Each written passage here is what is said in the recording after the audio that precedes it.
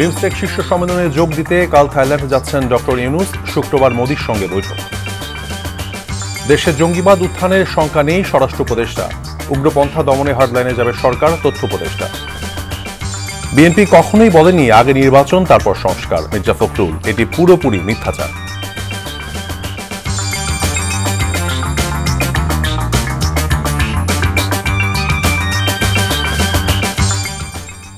আসসালামু আলাইকুম, মীর তৌফিক হোসেন স্বাগত জানাচ্ছি এনটিভির সন্ধ্যার খবরে।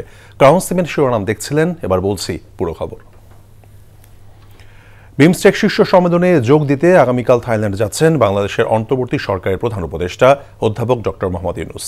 এই সম্মেলনের ফাঁকে শুক্রবার ভারতের প্রধানমন্ত্রী নরেন্দ্র মোদীর সঙ্গে তার বৈঠকের কথা রয়েছে।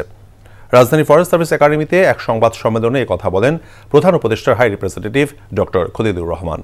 তিনি বলেন, থাইল্যান্ডে অনুষ্ঠিত বিমস্টেক ষষ্ঠ শীর্ষ সম্মেলনে যোগ দিতে বৃহস্পতিবার 2 দিনের সফরে ব্যাংককের উদ্দেশ্যে রওনা দেবেন প্রধান উপদেষ্টা।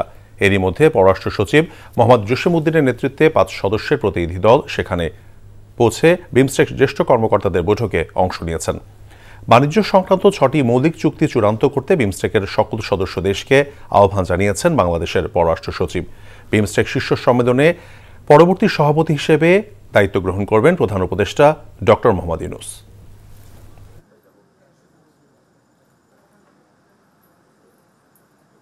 মাননীয় প্রধান উপদেষ্টা বিমস্টেকের পরবর্তী প্রধান চেয়ারম্যান।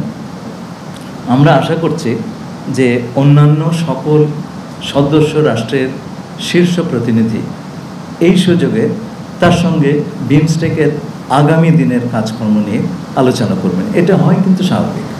সেই কারণে আমরা ভাবছি যে এই সাক্ষাৎটা হওয়ার সম্ভাবনা অনেকটুকুই আছে।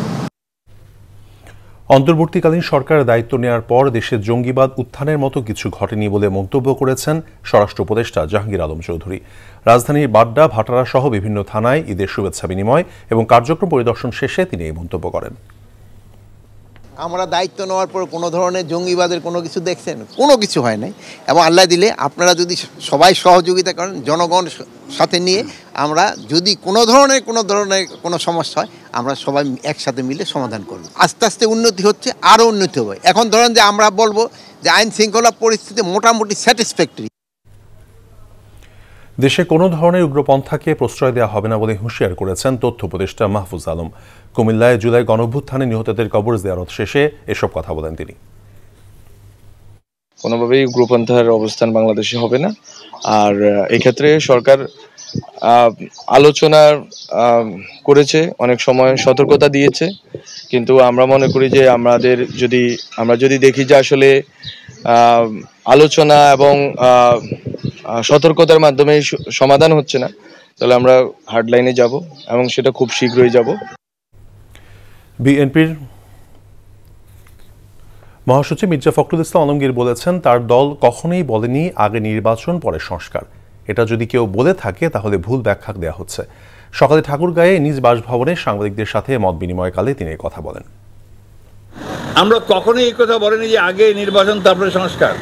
এটা যদি কেউ বলে থাকে, একটা ভুল ব্যাখ্যা দেওয়া হচ্ছে, জনগণকে বিভ্রান্ত করা হচ্ছে। আমরা বলছি যে নির্বাচন সুষ্ঠু, অবাধ, নিরপেক্ষ নির্বাচনের জন্য ন্যূনতম যে সংস্কারগুলো করা দরকার সেটা করতে হবে। ঈদের ছুটিতে আজও জাতীয় চিড়িয়াখানা সহ রাজধানীর বিনোদন কেন্দ্রগুলোতে ব্যাপক জনসমাগম দেখা গেছে। সকাল থেকেই রাজধানী বিনোদন কেন্দ্রগুলোতে ভিড় করতে থাকেন শিশু কিশোর সহ নানান বয়সী মানুষ। বাবা মার সাথে এসব জায়গায় ঘুরতে পেরে উচ্ছ্বাসিত শিশুরা। ঢাকা সহ দেশের বিভিন্ন প্রান্ত থেকে চিড়িয়াখানা এসেছেন দর্শনার্থীরা। বিভিন্ন বিনোদন কেন্দ্র ছাড়াও খোলা জায়গা, মাঠ, উদ্যান, লেক হয়ে ওঠে লোকলোকারণ্য।